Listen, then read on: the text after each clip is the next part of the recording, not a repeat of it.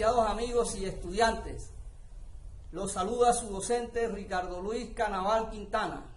Vamos a mirar la explicación referente al título de este video tutorial.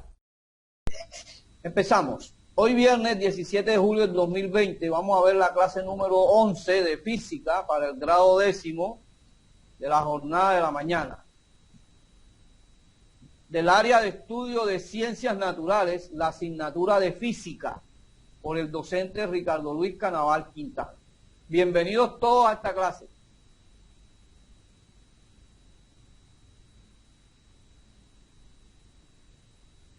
Entonces, vamos a empezar hoy con las leyes de la dinámica. Algo bien chévere, ¿sí o no? En los cuales tenemos hasta el momento las tres leyes de Newton. En la fuerza, que sería la primera ley, la ley fundamental de la dinámica, que seguiría la segunda ley de Newton, y acción y reacción, que es la tercera ley de Newton. Estos son los temas que vamos a ver a partir de esta unidad. ¿Ok? Entonces empezamos con la fuerza, que es la primera ley de Newton, y vamos a mirar sus características. Entonces fíjense, mucha atención, lápiz y cuaderno a la mano, apunten lo más importante, y ya saben que va a existir una tarea en la Classroom, en la cual ustedes, cada uno debe responder, de acuerdo a lo que les solicitamos. Entonces, la primera ley de Newton, vamos a ver las características de la fuerza y los cambios de movimiento. Entonces, cuando se empuja un automóvil, por ejemplo, descompuesto, un automóvil descompuesto, este se pone en movimiento debido a la acción ejercida sobre él. En este caso colocamos un automóvil descompuesto, un automóvil varado, ¿ya? Está ahí quietecito. Se dice que este se pone en movimiento debido a la acción ejercida sobre él. De igual manera ocurre cuando un motocarga o un carro de motocarga sube un objeto, ¿verdad? Entonces, cuando se empuja el carrito de mercado también, cuando se empuja una motocarro, cuando se golpea un clavo con un martillo, cuando un jugador de fútbol detiene o patea la pelota, o cuando la dirección de la trayectoria de un balón cambia. Fíjense, todos esos son efectos de movimiento en los cuales la acción ejercida está sobre ese objeto. Y mientras ese objeto está quieto, ¿sí o no? Está ahí detenido, está ahí, así como hablamos que el automóvil está descompuesto, está quieto, está allí. Lo mismo, usted coloca el balón, el jugador de fútbol coloca el balón en el suelo, en la grama, y él no se mueve, ¿verdad? Pero sí está ejerciendo una fuerza. Lo mismo cuando le golpeamos al clavo con el martillo, estamos ejerciendo una fuerza. Cuando estamos empujando algo, también ejercemos una fuerza. Entonces, todas estas situaciones nos permiten relacionar la fuerza con una acción que ejerce un cuerpo sobre otro. Sin embargo, la fuerza no está en los objetos en sí, sino en la capacidad que tienen estos de modificar el estado de reposo o de movimiento de otro cuerpo con el cual interactúa. Entonces, la primera ley de Newton se refiere al estado de reposo, ¿sí? Y la fuerza que ejerce el movimiento de otro cuerpo sobre el cual interactúa. ¿Ya entendieron esa parte? Entonces, las fuerzas pueden causar deformación sobre los objetos o cambiar su estado de movimiento, ¿sí? Es decir, aumentar o disminuir su rapidez o cambiar la dirección del movimiento. Más que todo, esa es la idea, ¿ya? Entonces, miremos esta partecita que me habla sobre la fuerza neta, ¿sí? La fuerza neta, todo lo que nos rodea está afectado por alguna fuerza. Por ejemplo, la fuerza de la gravedad, que es la más importante, ¿sí o no, chicos? Ya hemos hablado sobre la fuerza de la gravedad, que actúa en todo instante sobre nuestro cuerpo, sobre nuestros objetos personales y sobre todo lo que está a nuestro alrededor. Todo es gracias a la gravedad. Entonces, es importante identificar las fuerzas que actúan sobre un cuerpo. En ocasiones, las fuerzas que actúan sobre un cuerpo se contrarrestan entre sí, dando la impresión de no estar presentes. En estos casos se dice que las fuerzas se anulan entre sí. ¿Ustedes recuerdan cuando una fuerza se anula? Quiere decir que la fuerza no es ni una fuerza verdadera ni es una fuerza falsa. O sea, ni es negativa ni es positiva. O sea, mejor dicho, eso es una fuerza nula. Bueno, para que un cuerpo inicialmente en reposo se ponga en movimiento, se requiere que las fuerzas no se anulen entre sí. ¿Verdad? Bueno, listo. Entonces, por ejemplo, cuando un automóvil se encuentra estacionado, las fuerzas que actúan sobre él se anulan entre sí. Pero cuando el vehículo experimenta la fuerza ejercida por el motor, se pone en movimiento. ¿Verdad? Bueno, entonces fíjense. Al igual que el desplazamiento, la velocidad y la aceleración, las fuerzas son vectores, como hemos hablado de los vectores. Por eso fue que dimos las clases de vectores en su totalidad prácticamente, con el objetivo de que puedan entender esta parte. Entonces, te quiere decir que la fuerza, aquí hay unas fuerzas, ¿verdad? La fuerza sería igual a la fuerza 1 más la fuerza 2 hasta la fuerza que, en este caso de la figura tenemos dos fuerzas, que es la figura 1 y la figura 2. Que son las dos fuerzas. Y esta sería la fuerza realmente que está utilizando el cuerpo en estos momentos. Entonces, al igual que el desplazamiento, la velocidad y la aceleración, las fuerzas son vectores. Por esta razón se puede sumar como se muestra en la figura. A la suma de las fuerzas que actúan sobre un cuerpo se le llama fuerza neta. Entonces esta sería la fuerza neta. Grábense eso. La fuerza neta es la reunión de todas las fuerzas, o la suma de las fuerzas que se ejercen sobre un cuerpo. ¿No habéis entendido toda esa parte? Entonces, vamos a mirar el efecto de las fuerzas. Además del efecto que tienen las fuerzas de ocasionar cambios en el estado de movimiento o de reposo de los cuerpos, existe otro efecto que también se atribuye a las fuerzas, denominado deformación. Entonces, por ejemplo, al aplicar una fuerza a un resorte en uno de sus extremos, como lo muestra la figura 2, se puede observar que el resorte se deforma, ¿sí o no?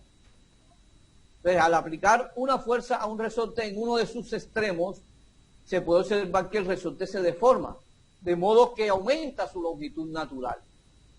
¿Y la ven? Así como lo demuestra esta gráfica. Si nosotros no le ejercemos fuerza a este resorte, su deformación no existe. Pero si le ejercemos fuerza, sí existe deformación. Bueno. Entonces, la longitud de la deformación no será la misma si dicha deformación no se produce en uno de sus extremos, sino en el punto medio del resorte. Todo esto es gracias a la fuerza que se le ejerce.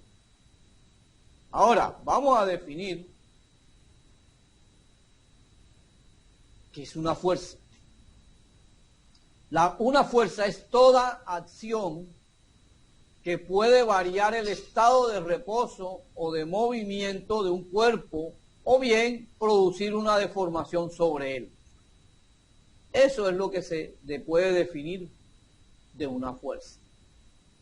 Pues las fuerzas tienen orígenes muy distintos.